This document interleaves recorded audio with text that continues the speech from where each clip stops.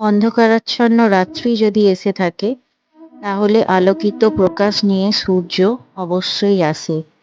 রোগ যদি এসে থাকে তাহলে তার ওষুধ অবশ্যই আসে।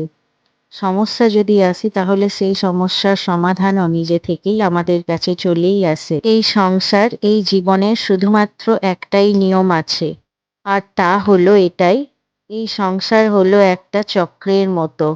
এতে শাশ্বত বলে কিছু নেই, নিত্য বলে কিছু নেই। আর যা কিছুই রয়েছে সব বদলাতে চলেছে। যদি আপনার জীবনে দুঃখ থাকে, সমস্যা থাকে, যদি আপনি বিপদ দ্বারা আচ্ছন্ন, তাহলে মনে রাখবেন সব কিছু বদলে যেতে চলেছে।